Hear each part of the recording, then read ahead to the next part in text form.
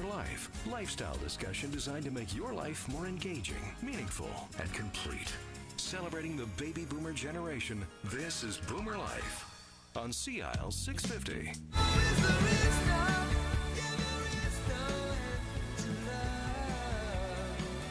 And welcome to Boomer Life on CL 650. I'm Joanne Sutton. And for the next hour, we're joined by our friends from the Alzheimer's Society of British Columbia. And we're carrying on a conversation about Alzheimer's disease and other forms of dementia. Now, today's topic is not necessarily the easiest of subjects. We're going to be discussing end of life and all that's associated with it. So to help lead the conversation, we welcome our first guest, Maria Howard, CEO of the Alzheimer's Society of British Columbia. Maria, thanks for being here. Oh, thanks for having me, Joanne. Excellent. Do you think the timing is right to have this conversation now? It is a real challenging conversation, like you said, and the timing is right with the recent legislation that is moving through the political and the legal systems right now at a federal level. It is really the right time to begin the conversation and help people sort of start to think about some of the important things. I also think our age and our parents' age is really relevant to the timing as well. It is really relevant in terms of thinking about these types of issues and decision making around them as we begin to get into that part of our life where we are caring for parents or are beginning to have close friends and family who are struggling with health issues. So Maria, let's just recap a little bit about this show. Last month, we talked about when and if someone living with dementia should transition from their home into residential care. And we talked about the emotional impact that can have both on the person with the diagnosis and, of course, and their immediate family members. It's not an easy decision to make, and often a lot of anxiety and guilt are associated with that, with some people experience it. It can also make having the conversation a little harder to start about how do you move that parent or loved one into residential care. So we spoke to Jerry Hinton, and she is a great dementia advocate who has a long history working in the healthcare system, and especially with seniors as well, advocating for them within the provincial government. And she faced that dementia journey herself when her husband was diagnosed. So I found it really powerful to speak with somebody like Jerry, who is able to approach the dementia journey from both sides of that equation, from the personal and from the professional. And she knew a lot about policy perspectives and, most importantly, the personal perspective, of course. So along with Jerry, we spoke with Jane Devji. And Jane is the CEO of Delta View, which is a care residence that supports people living with dementia after they make that transition. We were also joined on the phone by Marg Rogers from Kamloops, and I think her infectious energy is still floating around the radio station here. She's one of the Society's volunteer committee chairs who run the investors group Walk for Alzheimer's in 23 communities across the province every year.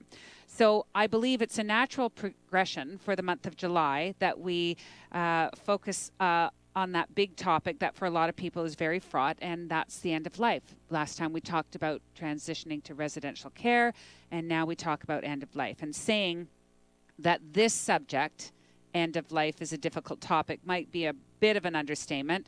There is a lot of anxiety around it for many of us. It's even difficult for me to even approach the subject. But increasingly, it's a topic that we need to be able to have that conversation about.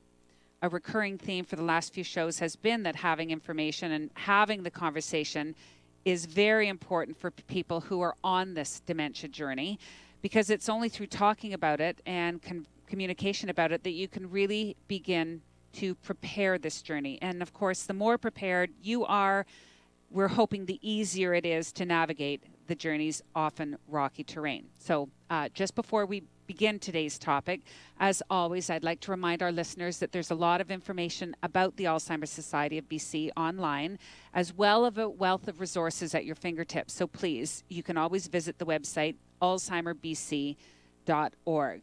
So Maria, maybe you can start us off by introducing the topic, end of life. As you said, Joanne, end of life is a very emotional, complicated decision for anybody to think about, to talk about. Add that into a family, to an individual who has a diagnosis of dementia and Alzheimer's, it just increases the the emotion of it and the complication. The reality is, for someone who has dementia or Alzheimer's, is that it is a progressive terminal disease. And so the importance of having a conversation around end of life as soon as possible is really essential. It is very tough. People come to things with many different views and opinions and ideas. So it is a very individual conversation, but it is a really necessary conversation, knowing that unfortunately this is a terminal disease. Well, we'd all have our heads in the sand if we didn't all accept the fact that we all are going to die someday, some just sooner than others. And I think what I hear you saying is, with the diagnosis of Alzheimer's disease or other dementias, it's imminent and it could come sooner. Absolutely. I think it is imminent and it could come sooner, but it's also wrapped up with the fact that people who progress through Alzheimer's and dementia begin to have cognitive impairment, and they lose the ability to express their views, express their opinions. And so it becomes often the responsibility of those close around that individual to have to start to think about some tough decisions. And so making those decisions and starting that conversation with that individual, that decision is being made about when that person can still share their views and participate in that is really important. So what does the Alzheimer's Society of British Columbia want people to keep in mind when they're approaching the topic and all of the emotion that comes along with it? I think it's important, like we've been talking on all our shows, that as much information as people can have helps a person make an informed decision. Being able to connect with the resources and the support services out there who have lots of experience with this and can help people think through the tough elements that they need to do. It is a very personal decision, so the Alzheimer's Society of BC really advocates for a person-centered approach, meaning that it is, again, based on what that individual and their circle of care around them really feels is the right thing to do. Respecting their wishes and choices. Absolutely. We all have our own personal views of life and culture and all those elements. We do support the idea of palliative and hospice, and again focusing on quality of life and maximizing that. And it also is important to have people feel they have the support and even the confidence to talk about the discussion or talk about the topic. We know that many people who have a diagnosis of dementia and Alzheimer's don't even want to talk about their diagnosis. And so when we take that to the next step and say it's also important to talk about what perhaps your end of life may look like, that just goes to another level. And so again, having people feel they can reach out and get that support from people who can walk them through and help them understand and be as prepared as much as they can is really important. Well, I think end of life is also, it's a very important part of the entire journey. Having this conversation about your loved one's wishes in light of their diagnosis is I think we've already established, a great source of anxiety for a lot of people. And what you feel when talking about it early on can be very, very different from what the experience is like when you're actually living in that moment. And we're going to be honored with a very special guest today on today's show, of someone who can actually relate firsthand about what that experience is like. And that would be Dave Obie. He's going to be joining us on the phone from Victoria. Now, Dave is no stranger to you at the Alzheimer's Society, is he? No, Dave has been a great supporter of the Alzheimer's Society. He spoke at one of our Breakfast to Remember events in Victoria earlier this spring. And Dave has a very personal connection. Both his parents have had Alzheimer's, and he had to walk through that journey with both his parents at the same time and have these conversations. And so he brings a real genuine story and experience, which I think is really important for people to hear. Well, I actually think Dave is going to be he's going to be able to help a lot of us with this conversation about end of life as well.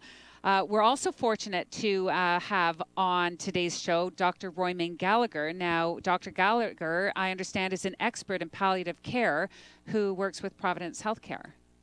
Dr. Gallagher is at Providence Healthcare at St. Paul's Hospital, and she she works with families and people every day who are going through these decisions, and she and her team understand the importance of focusing on life and the quality of life for not only the person who is on that journey, but for the caregivers and the care partners around, because both need to be looked after and both need to be supported. And so I think she will bring some real, again, good advice that people should consider. Also on today's show, we're going to be speaking with Emily Clough. Now, Emily is a Vancouver lawyer who can speak to things that people should keep in mind from a legal perspective when they're starting to have those discussions around what end of life is actually going to look like. Yes, and I think that's why this topic really has a lot of layers of complexity, because we tend to talk about the emotional side, the medical side, but the legal side is just another real important element around all the appropriate decision making and the authority and the legalities that seem sometimes so overwhelming that people can't even begin to know where to start. And so having a lawyer who's has that experience, who can start helping people understand just with the questions, I think is great. And I think Emily is planning on passing along a few tips on how to get started. And it's a lot easier than you think. So even though that the subject matter of today's show is not the easiest, I'm actually looking really forward to hearing some more from our guests today. And Maria, why do you think it's so important to have these difficult conversations? I know times have changed. It's definitely not the world that our parents lived in, where nobody talked about the difficult things. They just hid them all under the table. I think the Alzheimer's Society of BC advocates with anything to do with dementia and Alzheimer's, the best place to start is with a conversation. There are so many elements of a diagnosis of dementia that is very challenging. It's a new experience. People come to it in many different ways.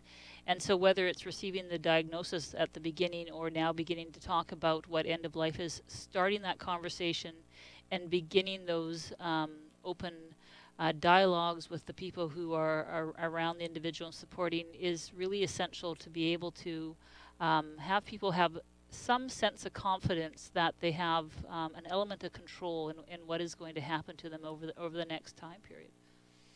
So the goal of this program is to help inform and educate. And we want you to know that if Alzheimer's or other dementias have touched your lives, that you're not alone. And there's many people you can talk to. You'd actually be surprised how much help you can get for both yourself and for the individual on the dementia journey. There's more information online at AlzhiemerBC.org, and we invite you to visit the website as well. And do we have the number for the First Link Dementia Hotline? The First Link Provincial Helpline is 1-800-936-8033. And we'll speak with our very first guest, Dave Obey from Victoria. That's all coming up next on Boomer Life on CIAL 650. Celebrating the baby boomer lifestyle. This is Boomer Life on CIAL 650.